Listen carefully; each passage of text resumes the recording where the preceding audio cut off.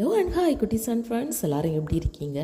ஒரு சூப்பர்பான டிப் தாங்க நம்ம இப்போ பார்க்க போகிறோம். என்ன அப்படின்னு கேட்குறீங்களா? அதாங்க ஃபிஷ் பவுலை வந்து எப்படி க்ளீன் பண்ணுறது அப்படின்னு தாங்க நம்ம இப்போ பார்க்க போகிறோம். ஸோ ஃபிஷ் பவுல் அல்லது ஃபிஷ் டேங்கை வந்து க்ளீன் பண்ணுறது அவ்வளோ பெரிய டாஸ்க் அப்படின்னு கேட்காதுங்க. ரொம்பவே சுலபமான விஷயம் தாங்க. ஆனால் நம்ம பண்ணுற சின்ன சின்ன மிஸ்டேக்ஸ்னால தான் ஃபிஷ்ஷஸ் எல்லாமே செத்து போகிறதுக்கு வந்து ரொம்பவே சான்ஸ் இருக்குது. ஸோ எங்கள் வீட்லேயும் ஒரு குட்டியோண்டு பவுல் இருந்துச்சு. ஸோ எப்போவுமே ஒன்றி ஃபுட்டு போட்டுறதுல இல்லைன்னா அதை வந்து க்ளீன் பண்ணி எடுக்கிறதுல இல்லது அதுக்கு தண்ணி வந்து சேஞ்ச் பண்ணிச்சில தான் ஏதாச்சும் சின்ன சின்ன மிஸ்டேக்ஸை வந்து நான் பண்ணி நிறைய மீன்கள் வந்து செத்துருக்கு. ஸோ இந்த தடவை எந்த ஒரு மீனுமே சாகாதபடி பார்க்கணும் அப்படிங்கிறதுக்காக கடையில் இருந்து மீன் வாங்கும்போதே அவங்கக்கிட்ட இருந்து ஒரு டிப்பை வந்து கேட்டு தெரிஞ்சுக்கிட்டோம். ஸோ அது வந்து ரொம்பவே யூஸ்ஃபுல்லாக இருந்துச்சு. அதை தான் உங்கள் கூட ஷேர் பண்ணலாம் அப்படின்னு நினைக்கிறேன். ஸோ நிறைய பேருக்கு இந்த டிப் வந்து தெரிஞ்சுக்கிறதுக்கு ரொம்பவே சான்ஸ் இருக்குது.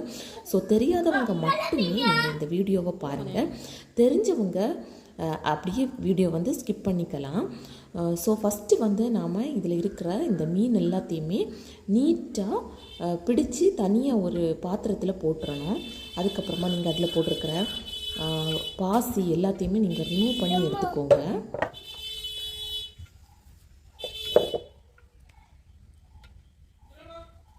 What is Mia?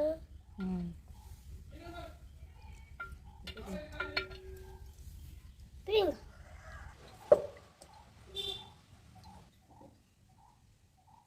இந்த மாதிரி ஒவ்வொரு மீனாக இந்த அரிப்பு கொண்டே நம்ம வந்து எல்லா மீனையுமே எடுத்து தனியாக போட்டுறணுங்க. இந்த மாதிரி நான் எல்லா மீனையுமே பிடிச்சி போட்டுட்டேன். என்கிட்ட கொஞ்சமாக தான் மீன்கள் இருக்குது.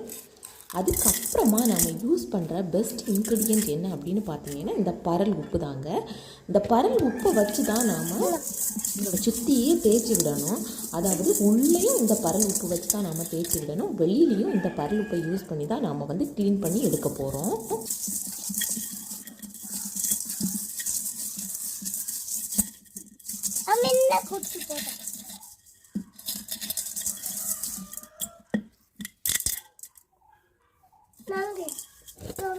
பரல் உப்பு வச்சு க்ளீன் பண்ணும்போது இது என்ன சூப்பராக வெளுக்குமா அப்படின்னு கேட்டால் சூப்பர்பான ரிசல்ட் கொடுத்துச்சுங்க. சூப்பர்பாக அந்த கிளாஸ் வந்து அதோட ரியல் கலர்லேயே வந்துச்சு.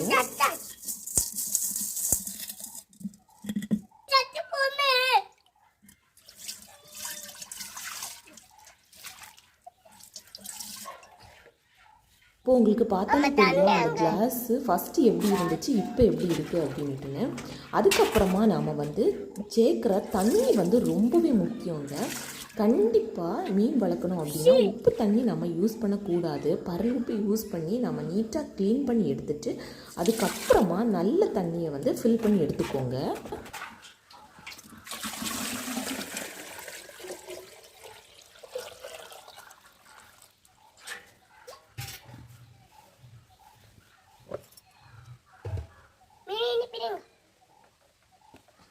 நம்ம தண்ணியை வந்து ஃபில் பண்ணி எடுத்ததுக்கு அப்புறமா திரும்பவும் இதே அரிப்பு கொண்டு தாங்க நம்ம எடுத்து வச்சுருக்கிற மீன் எல்லாத்தையுமே ஒன்று ஒன்றா நாம் எடுத்து இதில் விட்டுறணும். ரொம்பவே கவனமாக விடணும்.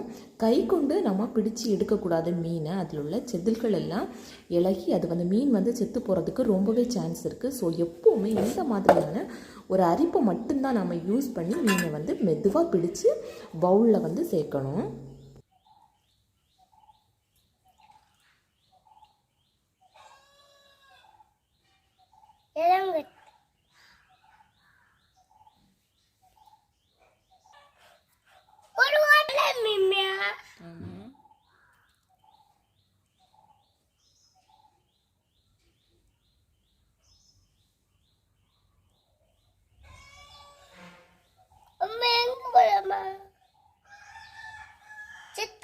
எதுக்காக இந்த மீன்கள் அப்படின்னு பார்த்தீங்கன்னா பிள்ளைங்களுக்கு வந்து சாப்பாடு ஊட்டுறது வந்து ரொம்பவே கஷ்டமான விஷயங்க.